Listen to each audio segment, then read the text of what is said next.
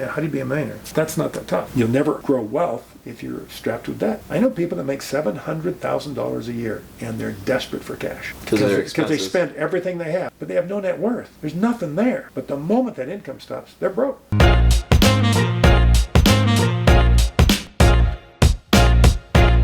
Welcome everyone to the DJ Seelitz Business Podcast. I'm your host Charlie Little, DJ Seelitz. We've got a very special guest on the show today. This guy has been in broadcasting, an executive for over 20 years. He has been an entrepreneur since a kid, selling candles door to door, and just recently he sold a big bank that he helped start. He's done a lot of different things. He's also a dad, has 7 kids, husband to a beautiful wife. He is pretty good at pickleball. Not all the time, but most of the time. Ladies and gentlemen, this is one of my favorite mentors, favorite people, Brad Nilsen. It's a pleasure to be here with you, Charlie. Thanks for taking the time. My pleasure. So tell us a little bit about yourself and kind of your career path, what got you into business. You were just telling me you're kind of more of an investor than an entrepreneur. So what does that mean? Well, I in college I studied communications and broadcast. And so I spent the first 20 years of my career in television. And I was an account executive in Tulsa, Oklahoma at the NBC affiliate. Then I moved out here in Phoenix in 1987 to run the local sales department at ABC 15, which at that time was KNXV television, and it was an independent. And so we were the Fox. We were an independent, pure independent. And then that year in '87, we picked up the Fox affiliation and became the Fox affiliate when Fox launched, which was an interesting experience. Over the course of time, we lost Fox when New World was purchased by the Fox network, and they had a right in their contract to take the affiliation from any affiliate in a market where they had an affiliate. And so Channel 10 was the New World affiliate in this market, or the New World station, so they had the right to pull Fox away from us and take it to Channel 10. At which point we picked up the ABC affiliation, and then we launched the news. We started a newscast, built a new building, and it was multiple careers in one, and so it was a great experience. I left there in 2002, terminated by... You were terminated? Oh yeah, that happens. I bring that up because that's critical in business. You got to expect, when you're especially in a corporation, the gentleman that terminated me was a good manager. I respect him. He wanted his own guy. I came up through the sales side of it, and he was a purist news director and news manager, and so he ran the television group in our company, and he wanted his news people in there, and so he ended up hiring a guy that was a news guy from way back that actually was his general manager at another station, and he brought him in to run the news operation and therefore the station. And so I moved on. At that point we had 7 kids living in our home under this roof, and so we decided we didn't want to pick up and start moving all over the country, which is not uncommon for television general managers, kind of like or college football coaches. They move on, and so we opted to stay out of television. We had opportunities immediately, and we said, no, we're going to stay here and raise our kids. So that's the point at which I'd already had an Arby's franchise with a partner, and then decided to just go it on our own after television, and that's where we started to develop and invest in businesses. And so that was kind of, I went the traditional route, college, got a degree, followed my degree emphasis into broadcasting, and so I don't regret that a bit. I think it was probably the best thing I ever did, because for 20 years I got the benefit of the best HR counsel, legal counsel, all those experiences that you learn as a manager, and made my mistakes at the company's expense, which is... Right, not a single your dollar. Yeah, I didn't have to pay when I made a mistake, and the company understood it. That's the learning process. I think sometimes people think that they never make mistakes, but I think that's probably the greatest educational experience is when you look at your life, you look at your business experience, and you make a mistake. Most people just want to move on and fix it, move on if they can. But I think it's so important to reflect on the mistake and say, okay, what did I do? I said, why did I get terminated? Why did I lose my job after 20 years in the business? And I don't think I could have changed much, because it was who I was. I came home and told my kids, I said, using a football analogy, I said, they want to run the wishbone, and I'm a passing quarterback. and he wants a wishbone quarterback. That's as simple as it was. He wants a news guy, and I came through sales. And so I didn't have a lot of credibility with that boss at corporate that came in that replaced another guy there. And he was great to me, treated me fair the whole time, have no complaints. He just wanted a different quarterback. So I had to pick up and move on. And that I remember in college I had a mentor that was incredible. He died at 53 the year I left college, but he had been a vice president at Kmart Corporation, and he told us all, he said, at least 3 times in your career you're going to get kicked in the gut. And it won't be your fault. And there'll be little that you can do about it. And he says, what you become will be what you do in those difficult situations. When the world just seems to throw you a curveball and it wasn't your fault, and what do you do with it? Do you sit and whine and moan and complain and sue people and all that, or you pick it up and learn from the experience and move on? And that was some of the greatest advice I ever had, because when that happened, all I could think of was Clyde Johnson saying, you're going to get kicked in the gut. What do you do with it? And so I think that's, as Charlie mentioned early on, I think I'm more an investor than I am an entrepreneur. I mean, I'm a rule follower. I'm obedient. I want to be obedient. I'm not Steve Jobs. And that's probably the thing I'd say, if there's any wisdom I can give you there. You got to be who you are. I will never be Steve Jobs.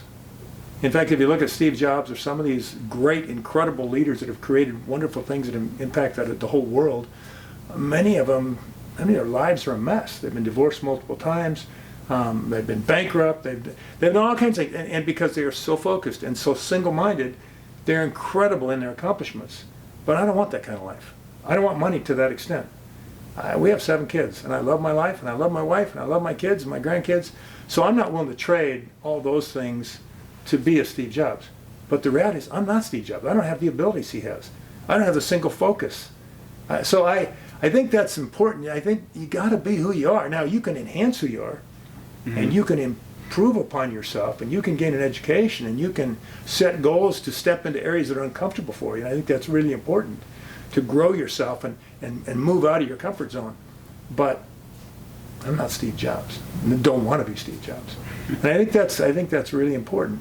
You know, the guys that run these big 8 accounting firms, they're brilliant. They're not entrepreneurs, most of them. They're not. They follow the rules. They want to do things a certain way, so it leads them into accounting, or it leads people into, if they love to perform, there's a lot of lawyers that are performers. The litigators, they love to be in the courtroom. They love to have an audience. They love to sell, right? And that's what they do. But if you don't have that personality, you might be a transactional lawyer. You don't want the audience necessarily. You love the law, you love strategizing and figuring out how to do things, but you don't need the audience. So if you're an actor and you're a performer, almost any career out there can accommodate that. Like I said, law, or you can. I mean, whoever thought before Steve Jobs that the president of a company would come on and do a worldwide presentation of their new products?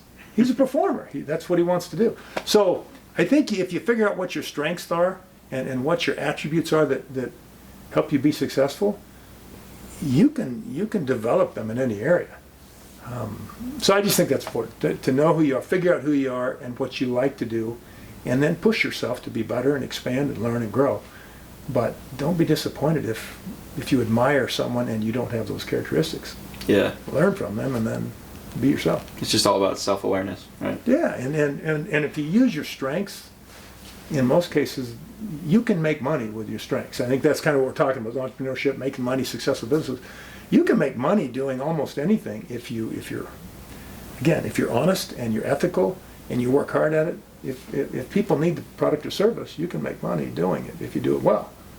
And that money is just it's an indicator, it's a grade card, it's a measure of whether or not you're serving the community or the customer base.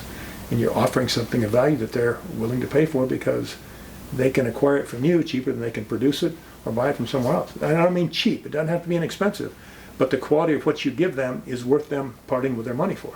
Mm-hmm. You don't trick people, you don't sell them garbage, you create a service or a product that actually blesses their life, and they say, that's worth it, I'll pay you for it. And I think everybody's so different. That's why we all come from a different position. And so you have to figure out what what allows you to be congruent with yourself, with your values, your religion, your faith. All those things have to fit. You're not one way, in your religion on Saturday or Sunday or whatever it is, and then different Monday through Friday. You've got to be congruent with what you believe, or your life is really a mess. Yeah, totally. So what was your transition like from the corporate world 20 plus years and then all of a sudden, boom, done? Were you a little bit scared, and how did you make that transition to doing more businesses? I was a lot scared. Yeah? Because there's a comfort in a big company where you have a lot of people around you, a lot of resources. It's different to go out into the kind of the Wild West and start jumping into a business that you may not know a lot about. I think that's one thing is, that's where I kind of maybe pushed my own rules a little bit. I jumped into things that I really didn't have a lot of experience in. But I've always had partners. I have always surrounded myself with people who have the strengths I don't have. And one of my key partners is a guy named Clark Gee, and he's a lawyer. And I always joke that, Clark and I, we fit together like this. There is no overlap. We don't do this. We do this. So when Clark and I have a decision to make, it's very apparent. Clark, you handle that one. That's yours. Or Brad, you handle that. Or, we put our heads together, and we don't even have to tell each other who's going to do what. So I'll take that side of it. You take that side of it, because we know what our strengths are, and we know how we work together. So Clark's been a tremendous blessing to me in the business world because of his legal background and his analytical skills and all the things he does so well. I'm more the people guy, problem solver, sales guy, marketing guy. How do we reach the customer base? So that's been a real benefit to me, is to have people around me that do well in our glass company. Andy's a general manager. He knows glass. He's a great glass guy. Has been since he was a kid. Clark's the attorney, and I'm some ambiguous guy that does other stuff. So we work together, and we try and figure out how to attack a problem. Rarely does one of us make a decision and just run with it. We meet together at least monthly. We're together weekly and almost every day. But monthly we have a formal meeting where we sit down and look at the business and assess where we're going and our goals being accomplished or not. And then we take off from there. So that's been a real strength to me, is to have people around me that I trust explicitly and that have the strengths I don't have. It's just kind of fun that way, because it's that team approach where, if you're the center of the basketball team, we expect you to be blocking shots and all, and if you're the point guard, you're going to be doing something different. And so that's kind of how we've structured the businesses. Inadvertently, you won't see a game chart, but we just work together that way. So you know Clark pretty well, but how do you know when you can trust someone and you want to do business with them? How do you evaluate, this is a trustworthy person, I want to do business with them, I want to be their partner? I think you see the world the way you are. My experience is you tend to see the world the way you are. And so if you're not comfortable with someone, if you're around them very long and you feel uncomfortable, it's a pretty good indication that you may not be good for each other. What I mean by that is, if you try and be honorable and you're around someone that's dishonorable, you feel it. A dishonest person, sometimes the hair stands up and you just feel that suggestions they make, hey, we can get away with this, whatever. And I just found that's easy to avoid those people. I just say that's not the kind of person I want to deal with. And the partners that I have in business now, I had some relationship with most of them while I was in television. So it wasn't a quick, I'm out of television, I got to find a job. Clark, you want to do something? It wasn't that way. We gradually grew together in business, and then we've done some other things once we initially got together on. I thought Clark originally called me when I left TV and said, hey, we've got this company over here, and we got some issues, and you've got a fresh perspective and an eye that maybe we don't have.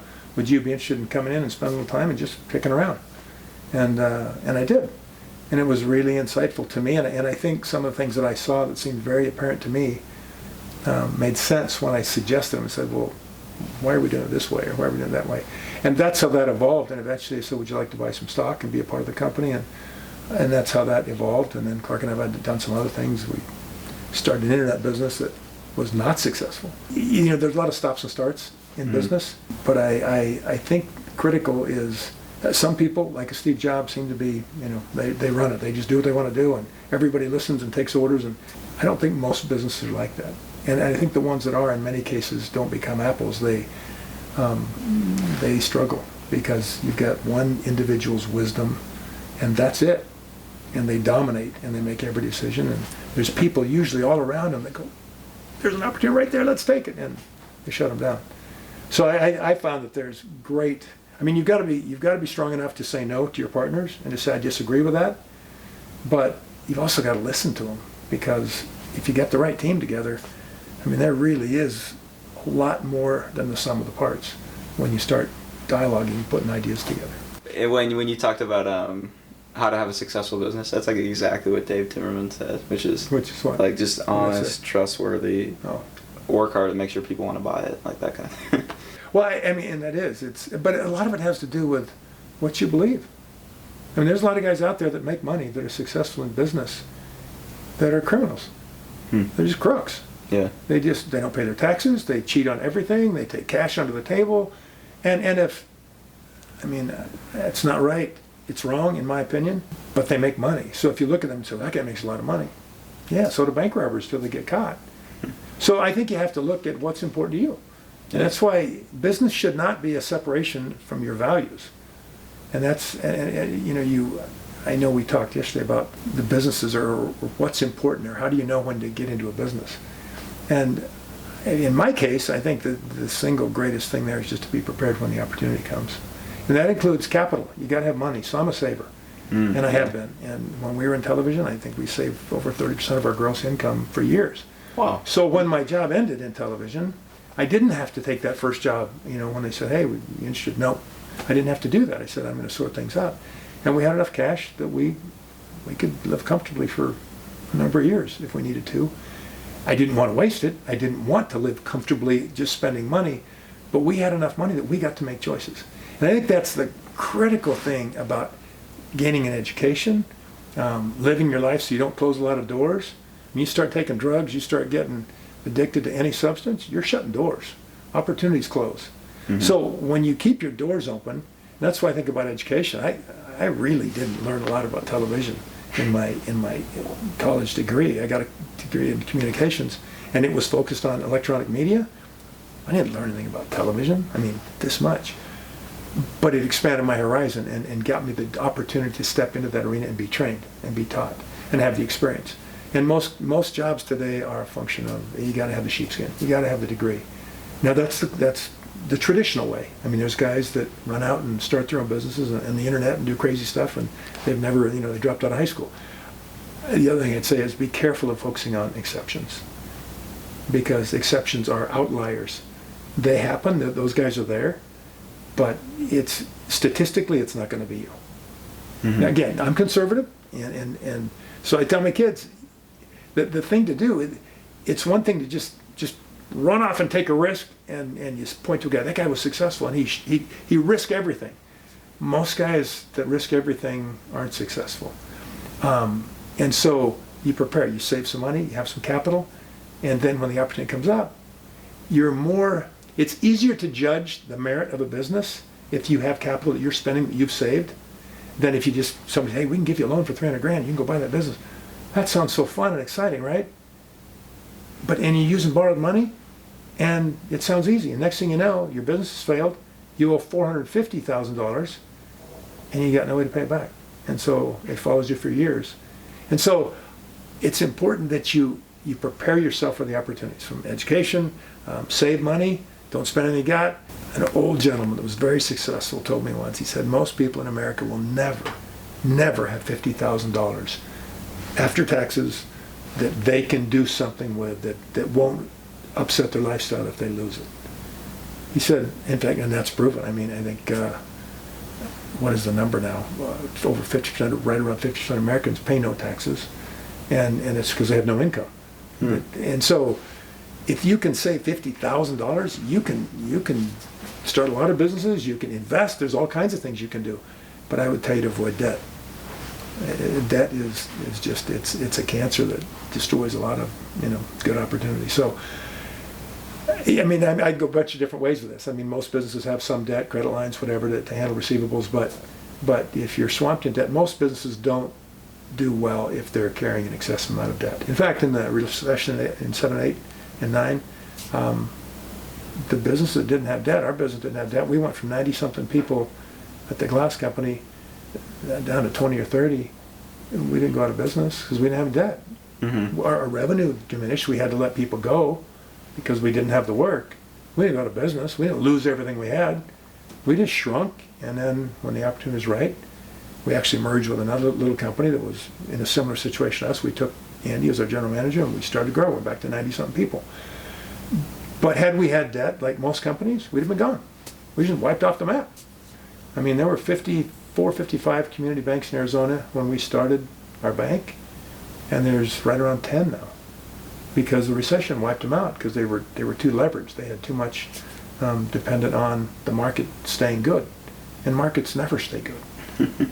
So I think, again, I'm conservative, so I'm not going to tell you that, take 3 mortgages on your house, run out, risk everything, I've seen too many people, especially being in banking, that have done that and have lost everything. And not just money. I mean, money can be replaced. If they lose wives or husbands, children, family relationships get splintered and shattered, and all because they're chasing money. So the other thing is, if it's all about money, you might make some money, but you're going to have a miserable life. Right. You really need to do something that you find satisfaction in because you're generally helping people or doing something of value.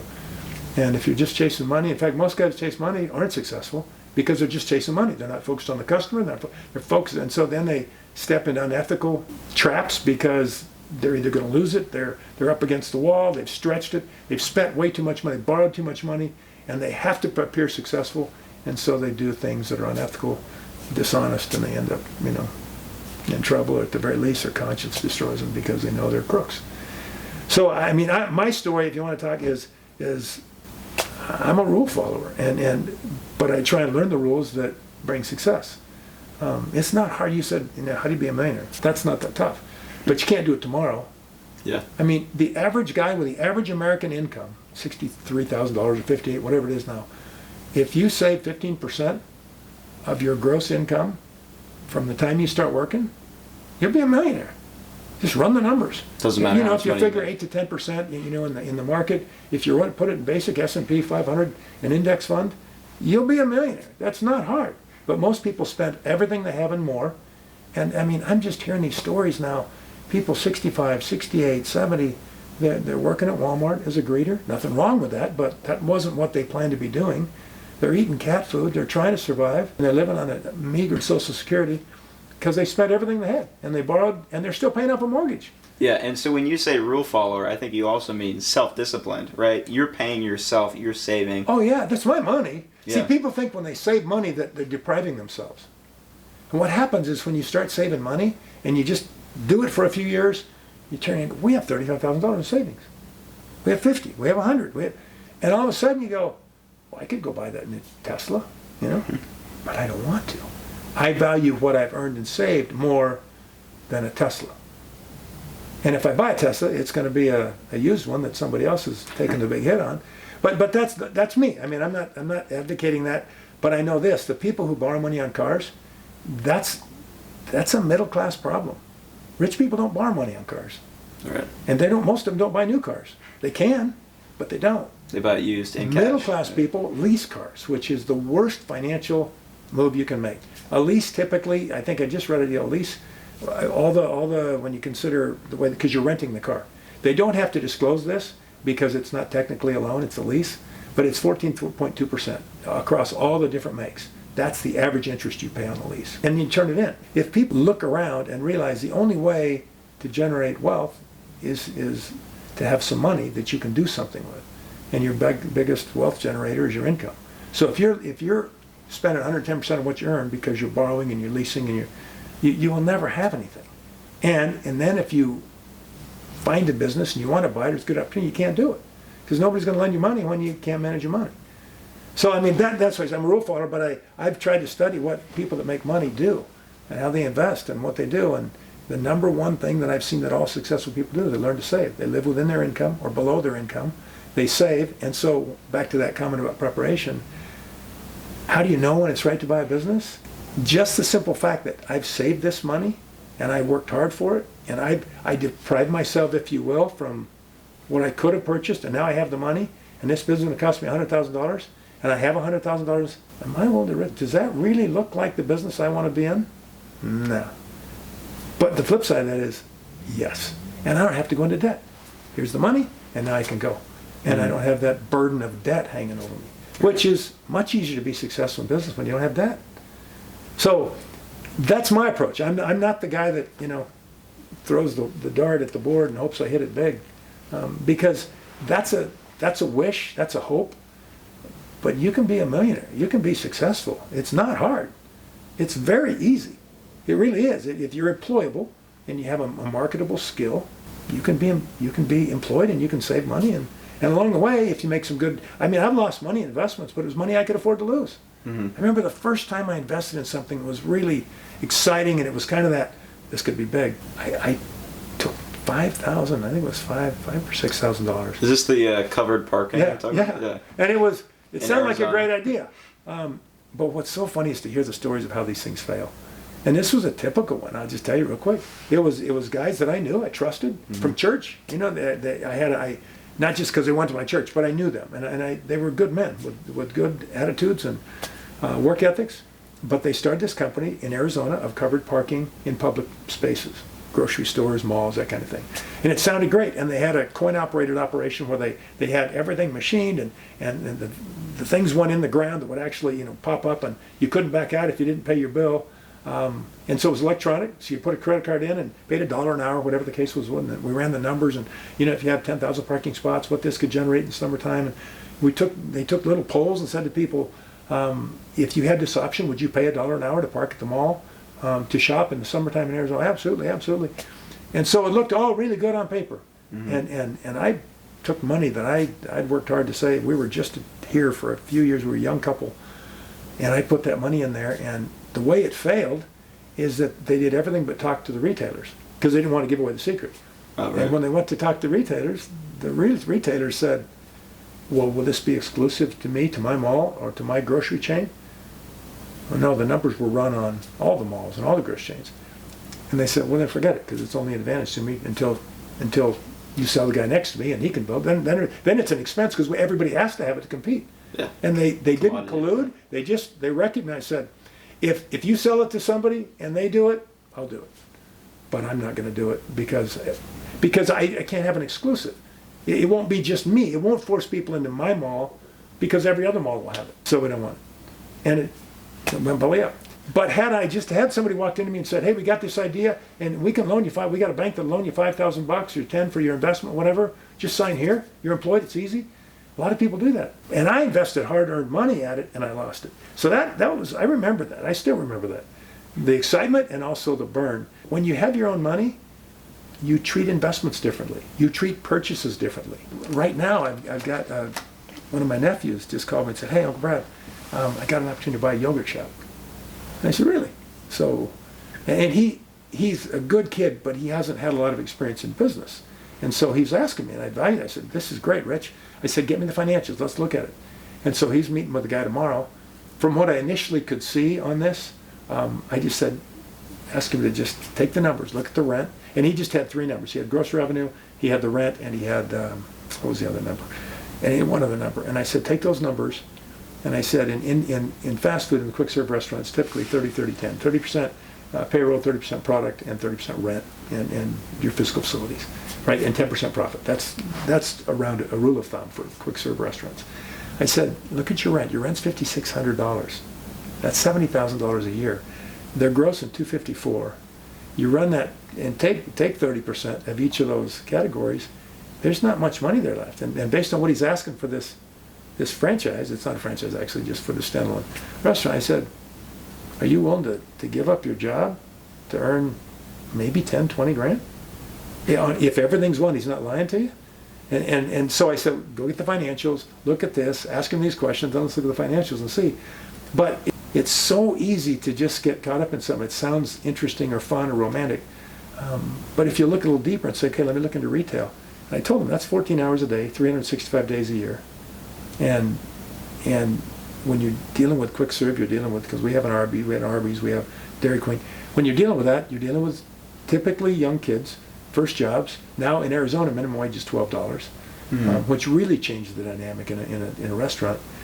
It probably cuts into your profits too. Well, yeah, it was $8.07 3-4 years ago, and now it's $12.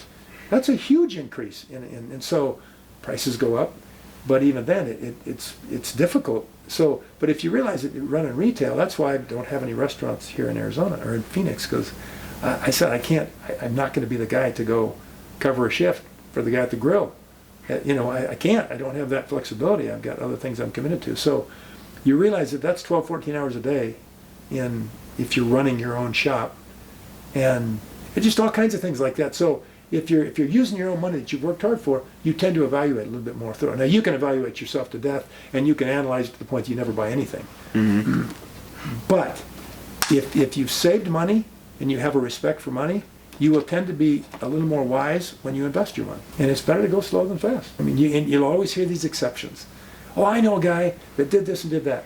And he may have, but that's an exception. It's hard to earn money. It's hard to make a lot of money. And even if you have a great year, I remember a guy said, I made $350,000 last year. And then a year later I say, hey, what's going on with him? Oh, I don't know, he's divorced, he's gone, something happened. That happens a lot, especially if it's flash in the pan. If you do something, you hit it right, you time it, and something works, that's great. But in my mind, you want something that's a viable business that you can build. And if you want to do something else, you can sell it. It's got to have some value, which is a customer base and a product and a service that people want to pay over a period of time. So you're talking about growing businesses. How do you grow a business? Like if you're making 6 figures a year at your business, how do you take that to 7 or 7 to 8? Like how do these big companies, they all started somewhere, how did they grow to where they are today? How do you do that?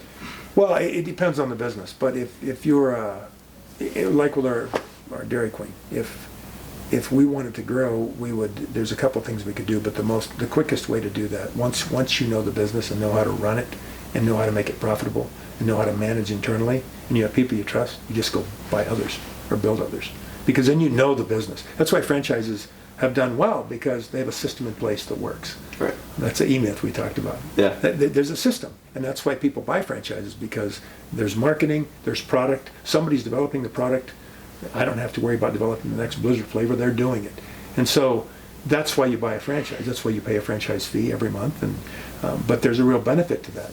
And so once you know how to make that franchise work and you can make a store successful, then you just add on stores. I know guys in the Valley have multiple stores, 6, 7, 8, 10 stores.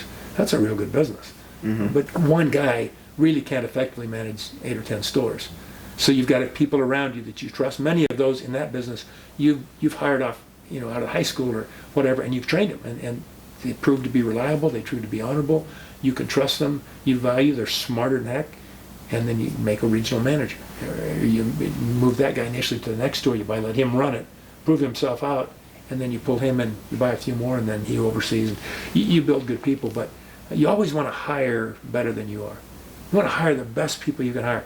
Again, that's all relative to the wage you can pay them. Right. You can't hire a CPA if I got, $20,000 a year, but I can hire a great kid at $20,000 a year that has strengths I don't have. It's not just limited to experienced managers. I mean, we've got kids working for us that make great decisions. They may not have a formal education yet, but you spot them and say, that's a good kid.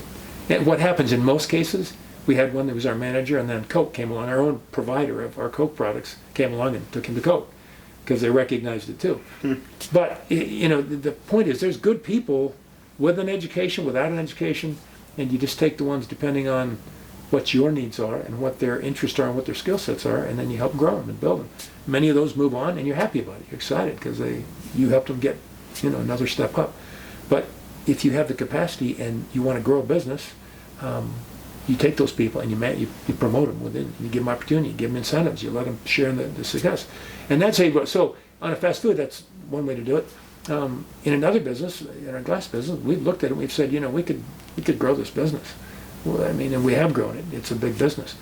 Well, we could go to California, we go to Texas, we go to New Mexico, we go to Salt Lake. But we've said we don't want to.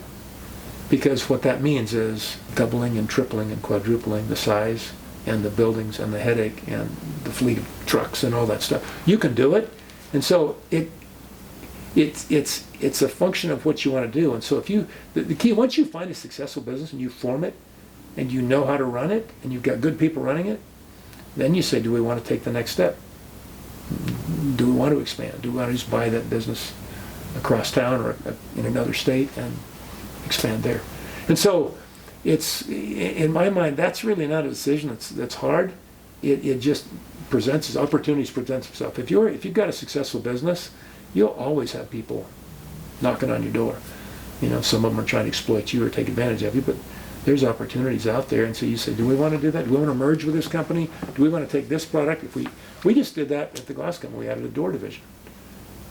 And we ended up buying a small door company, and then we just been growing it internally. Brought them in under our umbrella and been growing it. So it just depends on what your business is and what the opportunities are, but those aren't real tough. They're hard decisions because you're committing to something. But I think opportunities present themselves, and you say, guys, are we ready for this? Do we want to do this? And then you put your head together with the guys. And sometimes somebody will say, have we thought about this? Have we thought about that? Who's going to go do that? And that's how you sort it out internally, and then you say, yeah, we don't want to do that right now. Or we do. Or we do.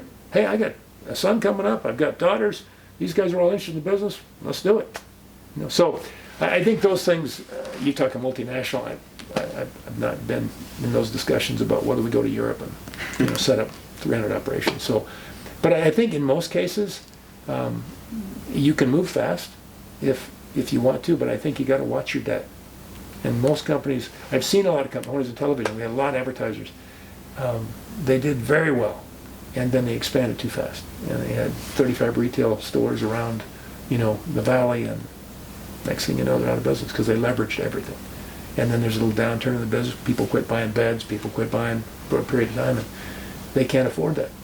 Their financials demand that they generate this much revenue every single month, or they can't meet their debt service, and then they get crushed. So I'm the guy that says, work hard. You got to have a good work ethic. People say, I work smart, not hard. That just means you're lazy. So if you work hard and you put in the time and the effort and the energy, and you manage your debt and strive to have minimal debt, you can weather the storms. You can weather that. You might live a little meager during those soft years, but you'll be there to fight another day. And the guys that tend to be the rocket ships that take off, many of them don't come back to earth in a comfortable way. They hit really hard. You talked about self-discipline and how saving is pretty much your superpower to have more opportunities, have more success. What do you think are some really important daily habits? Because not only in business, but you have a really well-rounded life. You're athletic, taking care of your health, have an awesome family. Right, that's important to me. I mean, some guys it isn't. Some guys, but yeah, I think if you don't. Well, let me just speak for me. I don't want to speak for other people, but to me, I enjoy business when I'm healthy. I don't like being sick. I don't smoke, so I don't want emphysema. I don't want to be huffing and puffing. I like to play racquetball. I like to ski. I like to do a lot of things. And so that's important. I don't want to work 7 days a week, 18 hours a day. I want to work hard, but I also want to enjoy my kids, my wife, and so yeah, I think it's important to decide what it is that you like to do, but I think your health is critical, whatever that means to you, the way you eat, the way you exercise. I think you got to have some discipline. You've got to determine what it is that you want to do and need to learn, and I think reading is critical. If you're not reading every day, most successful people are pretty voracious readers. They might read trade magazines, they may read, financials, they read the Wall Street Journal, they read whatever, but education is a shortcut to experience. Yeah. So if I can benefit from something, I mean, you go to the Wall Street Journal and you read almost any article, you can read in 2 or 3 columns what an individual or business has spent decades developing. And you can see it from the embryonic stage to success or failure, and you can assess that and say, what happened there? What did they do? And usually it's pointed out in the article, And you say, wow, how does that apply to me or my business? And you're reading whatever faith or your scriptures, the Bible, whatever you read, that's there because, and you can see civilizations, you can see groups of people, you can see what happens, and so that's huge. The trade magazines and whatever industry you're in, you're learning from your peer group where they're failing or where they're successful. And sometimes you say, well, that doesn't apply to ours because this. Okay, but is there wisdom there? So that education is a shortcut to experience. That's at Clyde Johnson. I had a school that told me that. He said, if I have any credibility at all as a professor, it's because I read everything I can get my hands on. Now that takes time. You can't read 14 hours a day, but you need to be consistent at finding those things that that resonate with you that will help you grow your business, and you need to consume them, whether it's, at 11 o'clock at night when you're, tired, or when you, I usually get up early in the morning and I read for the first couple hours of my day. I'm reading, and I have regular feeds that come on, social media that I read. I have things I subscribe to, investment stuff, as well as business articles, and I have a couple services I found that are really good, that are summaries of the industry. Mm-hmm. Most industries have what's real estate, banking, whatever. There's someone in the industry that takes the lead and says, they put together a daily sheet that says, here's what's going on in the industry.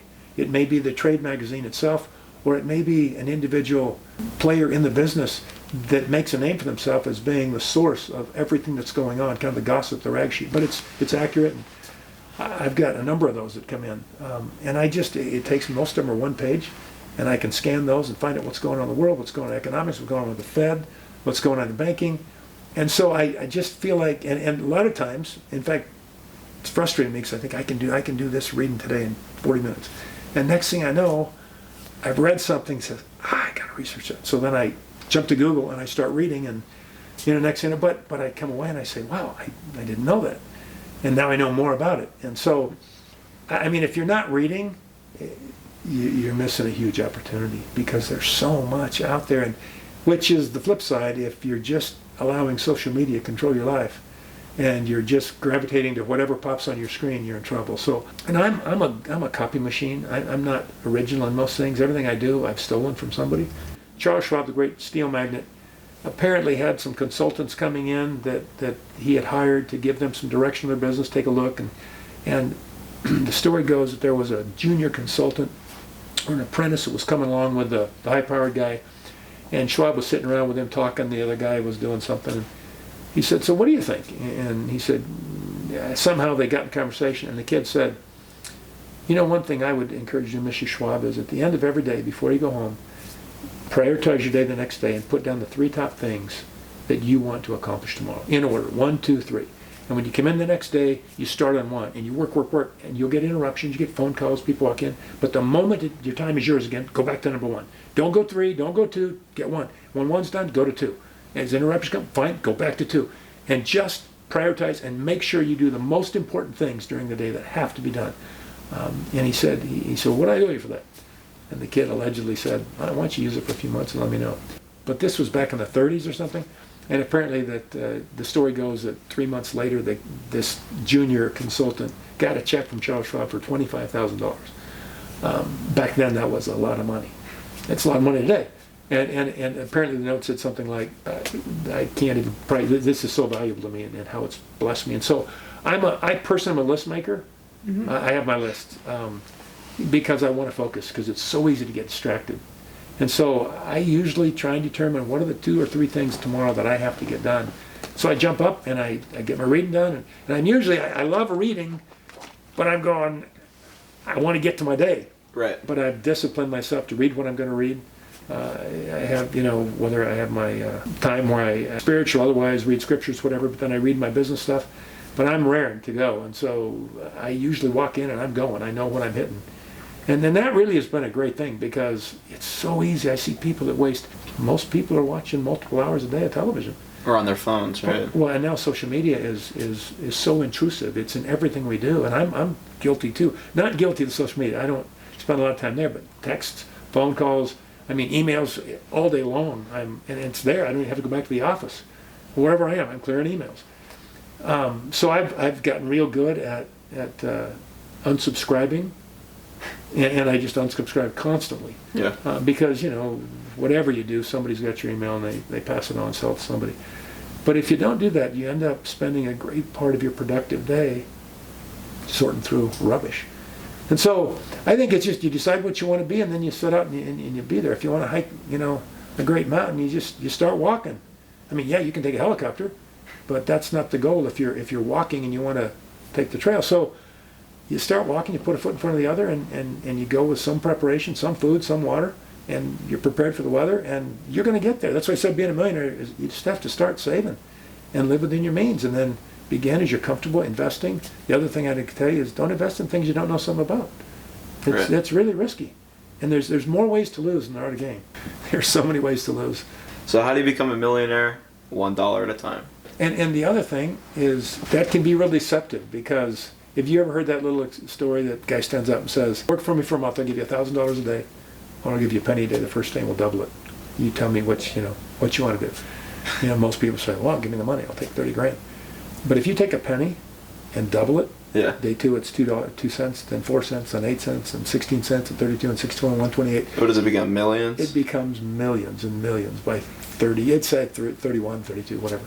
And that's the compounding. And that's what happens with money. But most people start saving money, they get discouraged because I've saved for 2 years and I got a little bit. It's on that example when you take a calculator and put 0.01 times 2 times 2 times 2. It's like day 17 before it. But once you hit 17, 18, and you could really equate that to years. You might have saved for 10, 15 years, but all of a sudden, you look around and say to yourself, we have $85,000 in there. And it's taxes are paid, that's our money, we can do what we want. And then you're just not so quick to throw it away. And so there's a lot of value in that. Lessons learned along the way that have nothing to do with buying a business or running a business. But my father-in-law, remember this, he always said, what you do when you see a penny on the ground says a lot about how you value money. And ever since he told me that, and even before that, if I see a penny, I pick it up. And owning fast food restaurants, it's interesting. If you ever need a few pennies, go to a drive-up window of fast food restaurants. Because people get change back and they go, phew. And these are people that have leased cars, they're in debt over their, eyebrows, they're trying to live a lifestyle, but money, it's pennies, who wants it? And they drop it. You can always find pennies, some nickels and even some dimes at the bottom of a fast food restaurant drive-through window. I always remember my father-in-law saying that. What you do when you see a penny on the ground says a lot about how you value money. And that's, I think that's great counsel. And even that simple thing, I'll see a penny, and I'll go, I don't want to pick it up. You know what? I need to respect that. That's money. There's value there. And I want to respect money and what it can do. Money's good. It blesses a lot of lives because you can give it, you can share, you can donate, you can serve with money. So there's great value, but it's really not hard, but it's not overnight in most cases. There are exceptions. There's a guy that goes to Vegas and throws in a few $100 and he wins $1 million or something. But again, that's not going to be you. It's not going to be me. And if he wins in Vegas, he's going to keep on putting it in. It's gone. Yeah, that's the thing that they have to tell you when they do win it. I had a secretary years ago, and she'd always, about every 8-10 weeks, she'd say, hey, I went to Vegas this weekend, I won $400. I go, and you kept it? Yeah, I got it right here. And so one time after she said, over a period of years, I said, hey, Sue, how many times have you been to Vegas in the last 6 months? Well, hi, 8. I only heard you say it once. That's the point. So we tend to, and that's in business too, people tend to brag about what something goes well, and they usually, inflate it anyway. But very few of us are willing to talk about the losses. And again, we started businesses, we've made some choices that cost us money. But if you learn from those experiences, we've not repeated them. I'm proud to say that. One of them is we started an internet business in California. And because the guy that was going to be our driver on this lived in California. And he didn't want to come this way, and we thought that was the opportunity. I won't go into details about it. But it just turned out to be a partner we couldn't manage long distance. He had a lot of skills, a lot of talents, but it just didn't work. And early on, we said to each other, this is going to be a problem. Distance managing is tough. Because they get goblins in their head about what we're thinking, and we're wondering what's not getting done. And so we've never done that since then. We've even said when we talked about expanding the businesses, remember that experience? If we go to New Mexico, or we go here or there, how are we going to manage it? Who's going to get on a plane twice a week and be there? Who's going to, And so those are decisions. So when you make a mistake, that cost us a pretty penny, but it didn't hurt us, didn't change our lifestyle because we'd saved the money. It was our cash. We didn't borrow a penny. We just went and bought a vehicle for the business, brand new, and we did that stuff, and we ended up selling the business, selling the vehicle and all, but we lost a fair amount of money. But those lessons, I still remember every one of them. Just like the deal with covered parking. Those lessons are good, and for us, they've gotten fewer and fewer where we've had those bad experiences because we remember them. Mm-hmm. And we say, okay, how can we avoid that type of situation? You can never avoid all the problems, but you can avoid most of them. People will talk to me about business, and I'll go, I don't want to be negative, because I'm a cheerleader. I'm the guy going, we can sell this, we can do this. But I see stuff and I go, why would you ever even think that could be a good business? That's ridiculous. And so, I think that just comes from my life's experience and doing things and having the wisdom of other people saying this and that, and then you look at something and go, that's not right, that's not good. And I think that's where, if you're a young guy and you're starting a business, look around. Who do you know that's in business? Who do you know that's been down the path? Who do you know that's a CPA? Just take them to lunch. I mean, if somebody called me and said, hey, Brad, I'm thinking about starting a business, like my nephew Richie, would you just look at this and tell me what you think, honestly? Happy to do it. You know what I mean? And I'm not saying just me. Anybody who's over 18 years old knows people, their parents know people, they have friends, associates. Take advantage of that. Go talk to them. Say, hey, this is what I'm thinking of doing. Any wisdom you can offer me, or what would you tell me to look out for? And that's what I say a lot of times. I just want to avoid going over a cliff. Totally. And there's not one mistake we've made that, had we talked to enough people, I mean, just a reasonable group of people that had similar experiences, wouldn't have stopped us from it. They just said, now, there's also the flip side that says, well, yeah, everybody told Steve Jobs you can never do it. I mean, I get that. There's always the exceptions. But as a general rule, 99% of the people lose money on businesses they never should have started in the first place. For one, they didn't count the costs. They had no idea what they needed to do. They think of a business, but they never think of insurance. Oh, insurance, I gotta have insurance. Everything. Know your numbers. So you talk to somebody who's run even a simple business, they say, well, I see your projections there and your performance, but there's no insurance, there's no this, there's no utilities, people sit there, they don't count the cost for labor. There was a lady I knew that started a candle business, and she was very successful, but she was selling her candles and couldn't make enough.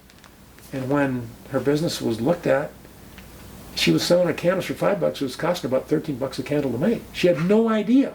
Wow. But she had cash flow. Money was coming in because she was selling a ton of candles, but pretty soon she ran out of money and she couldn't figure why.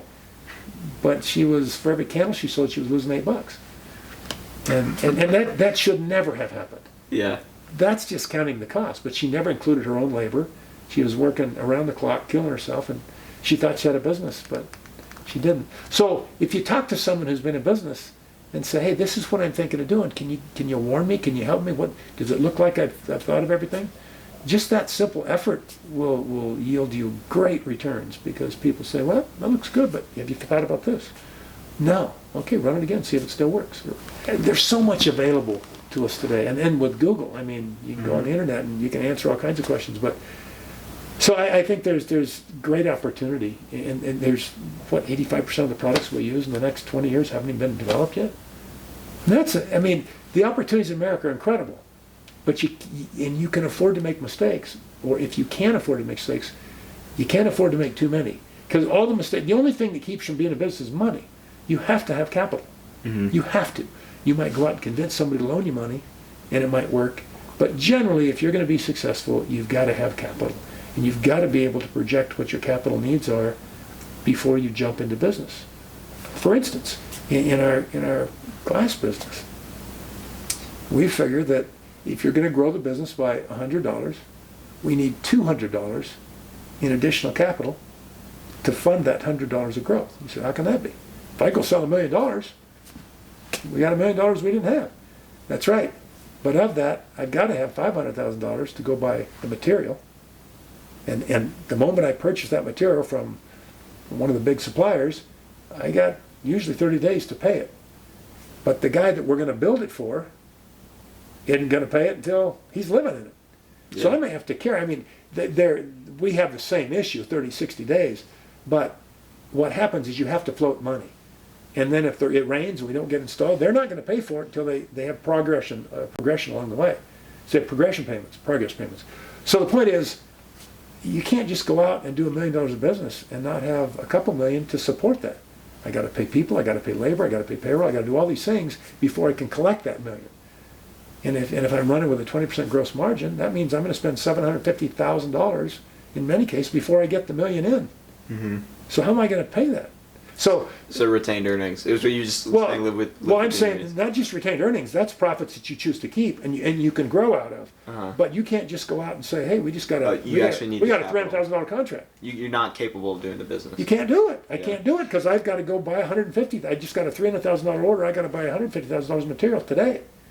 And if they don't know me and I don't have a financial statement and they don't have a business, I got to provide cash. They're not going to just give me that and be the bank for me and carry me. My point is, those are simple things. Depending on the business you're in, if you bring to me and you say, well, this is a real capital intensive business, or I look at it and go, wow, what kind of capital do you have to start this? Oh, I don't have much, but it's a great business. I know I can sell it. But then I got to go to China to build it, whatever. Well, that money's got to be there before you can ever generate any revenue from an invoice to your customer. So those are simple things that when you just talk to a few people that have been in business and say, here's what I'm thinking about, they'll warn you. They'll keep you from going over that cliff. And that's why that's the best thing that most people never do. They don't take advantage of the resources that are right around them. It's easy, but most kids never do it. They run out and jump into things. So entrepreneurship's great. It's alive. And there's a bunch of ways to do it. But figure out who you are, figure out what you do well at, and then surround yourself with people that fill in the void where you don't do well, you don't have your strengths, and figure out your capital. And that's, you may not start a business for 5 years or 10 years or 20. You may go to college and do what I did, work for 20 years for a corporation, get a great experience, great education, and meanwhile rat hole in money. So when you come out of that, you've got a ton of money, a big pile of cash that you can throw to business or you can invest however you want. That's how most people have made money in America. There's recent studies done on millionaires. Dave Ramsey, I'm a big Dave Ramsey fan. They just did a study of 10,000 millionaires in America, and most every one of them, very quickly, they don't have a mortgage. They get out of debt. They pay off their debt because your greatest wealth building tool is your income.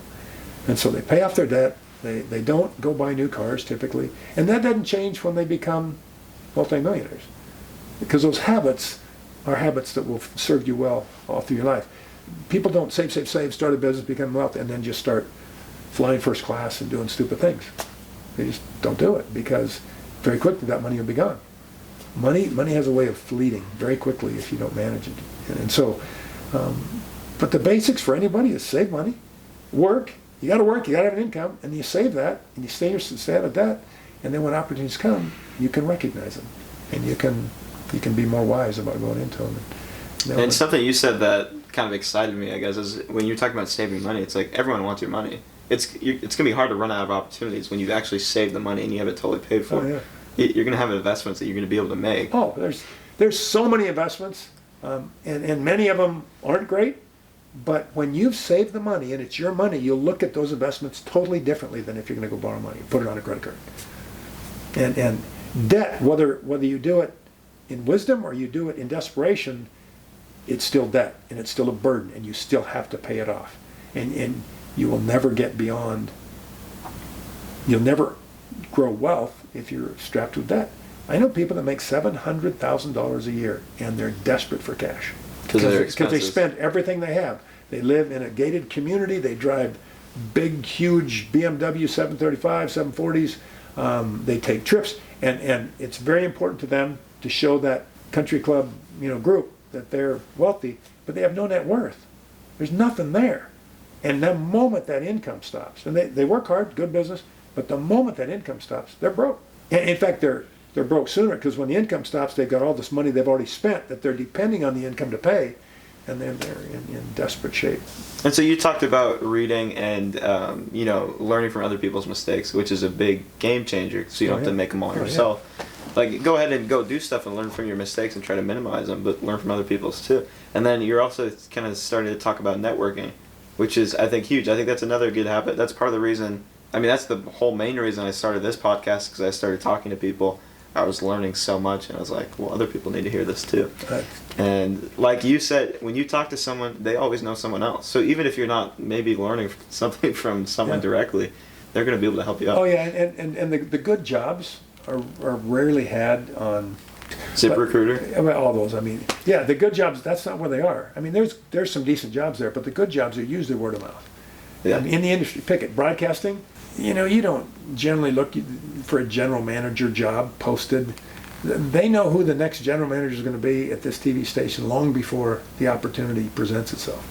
If you're running a broadcast group and you've got multiple stations, you've got people all over the company you've already pegged. That's the general manager. Eventually, that's just how it works.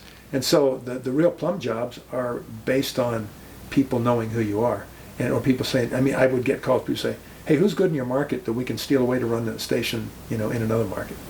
And I knew all the general managers, and I'd say, so you want to hire a guy to come into our company that's causing me trouble here because he's really good, he or she. Maybe I go, okay, go to that station, grab him if you can. Get him out of here because he's a good competitor, he's honorable, he's a good guy, and if we can get him in our company, take him. I mean, that's just how it works. Most of those jobs are, that's why when I left them, my job ended, I was getting calls from other markets because I know who I was. And so that's just how it works. And so networking is important. But I have a little bit of a, when you say the word networking, to me it gets a bad rap because I think networking is honorable and it's taking advantage of the people that you genuinely know. But I think a lot of young people get the idea, I gotta know everybody so I can exploit everybody. Give them all my business cards. That just is so superficial. And now with I think it's genuine looking at the resources you have, relationships that are genuinely developed, and then saying, hey, not taking advantage or not you owe me something, but talking to people and saying, hey, or you develop a relationship with them, and those things will usually, if they're developed that way, even when you're least expecting it, they'll come back to benefit you and bless you. Because they'll talk to somebody and say, hey, call Charlie. This is a kid with a lot of potential. And that's just how it works. And so I guess more than networking, I'd say be very protective of your reputation. Who you do business with, how you do business with them, how you treat them. When a customer has a bad experience, what do you do? How do you fix it? And those are the things, that's the networking that's important. And you're not really networking, you're just taking good care of your customers and your relationships. And then people, unbeknownst to you, will talk to those people and they'll say, you got to talk to Charlie. If this is the kind of guy you're looking for. That's the network that makes a difference. I know people that know everybody and they've struggled to find good work all along because the fact they know everybody doesn't mean anything. If nobody likes you, it doesn't matter. Well, and they like it. I know one individual, he makes a point to know everybody. They really haven't got him anywhere. So the networking is a function of your reputation and your performance and who you are and how you do business, and that'll take care of itself. You don't have to say, I'm going to go network today. I mean, you can say, I'm going to this mixer, I'm going to go meet some people, and be genuine and be yourself and get to know people. That's why you sit on boards and that's why you do charity work and all, in part, is to just to expand your circle of influence. But you don't do it for the sake of, well, I'm going to get to know him because I can exploit him, because that's a superficial relationship. But when people work with you and know you, and oftentimes it's your peer group, like in a company, a big company, everybody knows you. Everybody knows who the bad guys are. Everybody knows who's taking advantage of the company, who's stealing from the company. And if you think you can get away with that stuff, your networking is lost because everybody knows it. And the way it works in business, people call you and, there's legal restraints. And when they call HR and say, hey, can you give us a reference on this individual? Here's what happens in reality. We follow all the rules and we say, yes, he worked for us from this date to this date. He was in this role. Well, can you tell us anything? No, by corporate, that's all I can do. I can just confirm employment dates and whatever. But somebody calls and says, hey, can you give us a reference on Charlie? Yeah, he worked on this date and this date and did a great job for us. And yeah, I mean, they just say it. If it's a bad guy, they confirm dates. They confirm employment dates and salary or whatever, right? But if it's a good guy, they can't hold it. I love Charlie, he's the greatest, we'd hire him back anytime. And so they offer that on someone who has a good reputation. They just say, yes, he did work for us. Yes. Well, can you tell me about it? No, I'm sorry, that's against corporate policy. That's just how it works. I mean, I'm not saying it's right, just human nature. I think it's about, like you were saying, developing relationships. Like just being genuine. I think people tend to like me, I would say, just because I have natural conversations. Like, I'm not, just trying to meet everyone to give them my business card, but I'm genuinely interested in them. I'm like, oh, I'd love to learn more about you and your career. Like, people are happy to talk about themselves. Those are characteristics that just stand out. And not everybody has them. Not everybody has the ability to just be conversational and sit down with a stranger. And my father-in-law can do it. It doesn't matter where he goes. Internationally, traveling around the world, hey, how are you? What are you doing? He just picks up a conversation. He comes away with amazing stories from people that he met on a bus or on a subway. Not everybody can do that. But when you have that ability, that's good. But there's a lot of people that have that ability, and then they don't realize they become manipulative, and because they can communicate well, they end up taking advantage of people, and all your networking and all the things you're trying to exploit are shot because you go, oh yeah, I know him. And all of a sudden, so that's one of the big things we have to do is whatever your strength is, use it well, develop it, enhance it, but don't abuse it. Don't abuse your own strengths because they'll come back to bite you. If there's great sales guys that just have the natural ability to communicate and sell. And so they talk people into things. And they sell people things that people don't need. And they twist their arms, they intimidate them so the people buy. But those people usually, they peak and they dwindle because the word gets out that he's a shyster, he's a crook, he's whatever. Oh yeah, you think he likes you because he comes up, gives you a hug, a corporate kiss, whatever. But he's a crook. And that's, so be careful of your strengths. Use them wisely, but don't exploit your own strengths without expecting there to be a consequence. Networking is important, but it happens naturally if you're engaged in work and you're engaged in taking care of customers. Pretty soon your reputation just proceeds. It always proceeds. You've heard that. I've heard that since I was a kid. You can't hide from your reputation. So be careful because once you lose a good reputation, it's hard to bring it back. So now you get me a little worried. So Instagram? I do. And the direct message, they call it the DM. I have an Instagram account, but that's one of those things I talked about. I don't spend a lot of time. And I have grandkids on it and people, but I just don't spend a lot of time on social media. So I know it, I have it. I can't remember my password though. So I probably don't know your DM. So here's the thing. I DM a lot of girls. And now I'm worried, now that you're saying reputation, that it might screw it all up. Do you think they all talk to each other about me? They're like, oh, Charlie Little, he DMs everyone. I think everybody talks about everybody. And now with social media, it's even more. And so whatever you do, I don't think the fact that you talk to a lot of girls, because I know a lot of young ladies that think Charlie's great. That's not good. it. That's good. But if you think you can run around with 2 or 3 at the same time and tell them you love them and exploit and abuse them, that doesn't last very long. Right. Especially with social media. And so that was a good point. So you can be a great, outgoing, charismatic, friendly Charlie and have really genuine friends all over the place, girls and young men alike.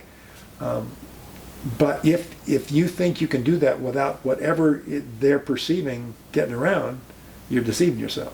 If you treat them all fairly, you treat them all right, you can't please everybody. And right. Some people be jealous of your personality. And some people will say bad things just because they want to cut you down because you threaten them. I don't think that happens as much as we think it does, but you need to know that whatever we do out there will follow us. It used to be you could have a reputation in one town, and if you blew it, you just move to another town and start over. Mm-hmm. Now it's all bigger now. Digital world. You just Google Charlie, Little, and boom, you're going to come up with a podcast and you're, right. Everything you do. So, yeah, it's just more important than ever to be concerned about how you treat people, and however you see the world. If you see the world as a crook, crooks get employed. People that are dishonest get employed because usually by dishonest people who value what they think they're going to bring them regardless of how honest they are. Mm-hmm. But if you want to live a life that you feel good about, you can sleep at night, where your conscience doesn't just constantly berate you, then you just need to be concerned about the way you treat everybody. The secretary, right. The executive, it doesn't matter. They're all people. So totally.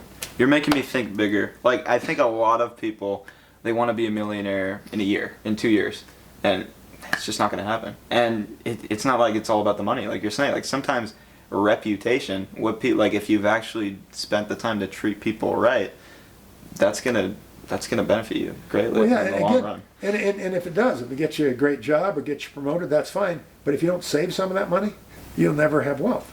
A millionaire is not hard. The first million is hard. Mm-hmm. After that, it's not as hard. Money doubles itself at 7% in 10 years. And you put it in the S&P 500, just an index fund, mirroring the market, and you put $1 million in there, in 10 years you'll have $2 million. Now you gotta pay taxes on it, but it doubles itself. So think about it. You spend the first 30, 40 years of your working life earning $1 million, and then the next 7 years it's $2 million, the next 7 years it's $4 million, next 7 years, you know what I mean? That's what a lot of people have done, and they've done it the very old-fashioned way. Work hard, save money, invest it wisely, and not crazily, just conservatively. And all of a sudden, you take a kid now that's born, you put $10,000 aside when they're born, and put it in that market. It's $20,000 when they're 7. It's $40,000 when they're, check this out, when they're 14. It's $80,000 when they're 21, it's 160,000 when they're 28. It's 320,000 when they're 35. When they're 42, it's 640,000, and when they're 49, it's well over $1 million. And that's a $10,000 nut when they're born. By the time they're 50 years old, they've got well over $1 million. They didn't do anything. And they didn't do anything. Didn't put any extra money. They didn't do anything. They didn't save anything. But grandpa or dad or somebody saved it and put $10,000 in an account for them and just ran it in the market for 50 years. And so that's what I'm saying. It's the eighth wonder of the world, compound. It is. That's what Einstein said. So you think about it. If you start at 25, 27, and you save 15% of your income, and you got it. Dave said 20. What do you think about that? I did 30. Yeah. So what I'm saying is, if you save 15% of your income, and I do gross, save it of your gross income, not of your net income. If you'll save 15% of an average working life at an average salary, you're worth a lot more than $1 million at 65 years old. Okay, we get it. You got to save your money.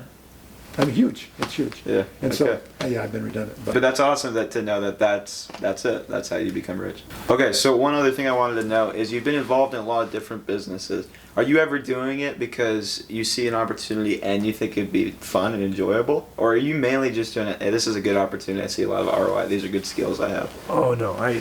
The first. Fun and exciting. Really? Oh, yeah. I mean. So when you heard doors and glass, you're like, yes! Well, fun. That I got involved in that just because it was, again, that I was ready, I was prepared, I had money, I had experience, and Clark, who was at the glass company, said, "Would you just come take a look at our company and just give us your thoughts?" Right. And that involved, and it was fun, and I enjoyed that. I don't know much about glass, and I can tell you a little bit, but I can't go out on a job and sell glass. I can't install it, but that's not why I'm there. And the things I do are necessary in every business, but I'm not a glass technician. Andy is, and all the crew are. They're really good. And so I didn't say I'm going to go into glass business because I love glass, but I love the whole opportunity, the people I work with, the people I associate with, the business owners that I work with. And so that's why I said, yeah, I'd like to be involved in this business. Okay. And that's why I said I'm more an investor than an entrepreneur. We bought an Arby's when I was still in television. This I bought into after a few years when they involved me in MirrorWorks, and I decided to do that. We did start a few businesses. We started a bank, 11 of us. So, but again, we hired professionals to help us with that. We didn't just say, hey, let's just go start at the bottom and figure it out. I mean, we had to put money in. So every business I've done, it required capital. If I didn't have money that I could just put in and not change my lifestyle, I wouldn't be involved in any of these. Mm-hmm. So that's what's critical, and so I'm more investor. I look for opportunities because that'd be fun. I value the people. I like the people. I trust them. I feel good about them, and so yeah, I'm willing to put my money in and jump in and offer what I can offer. Mm-hmm. That's been more my route, investing, as opposed to saying, well, I'm going to start a software company from scratch and I'm going to code all this stuff. That's just not my skill set. Building it all. I don't have the skill set, yeah. And so I've been more, because I was in television for years in the sales and marketing side. I worked with thousands of businesses. Either hands-on, or I looked at their schedules, I looked at how the marketing worked for them, we built commercials for them. So I understand marketing is probably my strength in most things I do.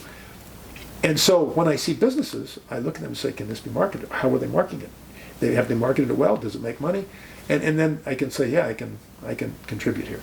And so whatever your skill sets are, when the opportunities come, if you're prepared with experience and capital and all, you can say, yeah, I'll step into that. And it's not a huge big deal. It's not it's not like we're going to go, sweetheart, we're going to mortgage the house, we're going to risk everything, we're going to go rent a building that we can't afford, and we're going to borrow a bunch of money, we're going to take a shot at this. That is not what I do. There are guys that do that. I'm not that guy. Those guys have a different skill set. That's not my skill set. I'd rather sleep at night. You got to take risk, but you calculate. That's what I've learned from banking over the last 16 years, is it's calculated risk. Everybody takes risk, but some people take stupid risk. And other people take calculated risk and say, I know there's risk here. How can we mitigate the risk up front, knowing it's going to happen? When you loan money to people, you know some of it's not coming back.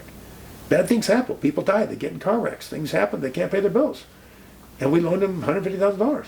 When you see an opportunity, you say, that's intriguing. Versus, well, that's exciting. Somebody's coming to me and says, we can make $1 million and all I got to do is mortgage my house.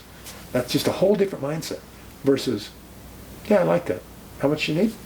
$150,000? Okay, let's do it. After you've done your research, We mitigated the risk. Yeah, I think this makes sense. But again, my approach is if I'm going to invest money and I lose it, I mean, it's going to cost me. It's going to be a loss, but okay, it's not going to change my life. While we're sitting here doing this, somebody's buying a Blizzard over there, and somebody's installing glass over here, and somebody's borrowing money at the bank over there, and that's how I've figured out to increase my income, is by having good businesses that good people are running when I'm doing something else. And that's how I figured out to do it, just comfortably step into different businesses that are good businesses that make sense, and invest what I can, and if it makes sense, I do it, and I don't have anything where I'm 100% owner, which again is something I think is wise, because I have the benefit of smart people. And if I do lose, if that business goes south, I don't lose it all, I lose my investment in it, and a couple other people lose theirs, but we really, other than the internet business, we really haven't had that situation. Because of the benefit of a small group of people that have put hard-earned money in and working hard to make it work. And so I'm the guy that says, it's the old grandparent and grandma talk, hard work, save money, do more than you're asked to do, give all that you can give, within reason, and then if it's good business, it'll make money. If it serves customers, you should be able to survive. And it's worked. Awesome. So some takeaways I got is just one of them is just be patient. Like, I think really with the saving and everything, people just want stuff too fast, and you can get everything you want, but you really just need to save. Take care of your reputation, right? That's what people know you. And so some action that we can take off of what we learned, I think. I thought of 3 things. So obviously, 1, save. So take a look at the income that you have, and at least 15% gross, put it away, invest it in mutual funds, and have that grow so you can have opportunities in the future. You somehow pay your taxes every year, so you should be able to pay yourself too. Reading, make sure you're reading every single day. You're missing out if you're not reading. There's books out there. There's mistakes every topic, every subject. Yeah. Yeah, and read about, like the Steve Jobs, biography. That's interesting, because along with his success, you read about some of his personal attributes in his life, and you say, well, I want to be Steve Jobs, but you say, do I want to be who he was? Because they go hand in hand. Mm-hmm. So, I mean, read biographies, read autobiographies of great people, and say, I like this about them, I don't like this about them, I don't. And make those decisions about who you want to become. And the last thing is, you cannot get anything done if you do not keep track of your time. If you are actually watching the TV for 6 to 7 hours a day, if you're scrolling through Instagram or TikTok mindlessly every day, you're not going to be able to... Video games. You're not going to be able to accomplish your goals. So those three priorities you're talking about, think about the 3 big things you need to do tomorrow, and tonight, write those things down, and tomorrow, get those things done as soon as you can, whenever you have free time. If you have to go to school, and go do your school thing, but when you get back, go do those 3 things. Every day, dude. I mean, all of a sudden you'll be amazed at what gets accomplished. You'll just be amazed at what you knock off. Yeah, 24 hours is a lot of time, right? Yeah, but even 2 hours that are focused will put most people far ahead of their peer group. Mm-hmm. And that's the difficult stuff too. Do the difficult stuff. Put them on the top of the list and get them done. Yeah. Oh, I don't want to do this. I don't want to write that essay, or I don't want to. I mean, in case of students, it's homework. Right. Put it down, get the difficult stuff done, and then you can enjoy other stuff. But most people put the most difficult stuff at the end, and then they're miserable. They're doing the things they want, they're playing video games, but in the back of their mind, they're miserable because they know what's coming. And they have to sit up till 2 in the morning doing just take on the problems, and that's with customers too. If you got a customer that's having a problem, deal with it, go to them. Mm-hmm. Hey, we got a problem, let us fix it. And that's your reputation, that's all those things are rolled into dealing with problems. Just final note, I'm not an advocate of debt, but if you have debt and you get in trouble financially, go to your creditors. Say, I intend to pay you, but I'm in trouble. I got a problem. Let's work out a payment. So there's not a creditor out there that won't say, thank you. Let's work with you. We'll figure out a way for you to pay this back. Most people just hide. They hide from their debts. They hide from their problems. They hide from anything that scares them. And they think it's going to go away. They think it's going to go away. It always gets worse. It always gets worse. It always gets worse. Deal with it up front, and instead of trashing your career or your reputation, it builds it and enhances it. Everybody who loves somebody in business says, you say, why do you like that? Well, one time we had this thing and they really screwed it up, or their company screwed it up. But this guy came to my house on Saturday, we dealt with it, we fixed it, and they always tell a story of how somebody went the extra mile to mess up either their own air, their own company's air, and that's what solidifies in their mind. That puts you head and shoulders above the rest of the group because everybody else just ran from the problems. Yeah. So always take your problems head on. Yeah, thanks so much. Really appreciate it. Thanks, Charlie.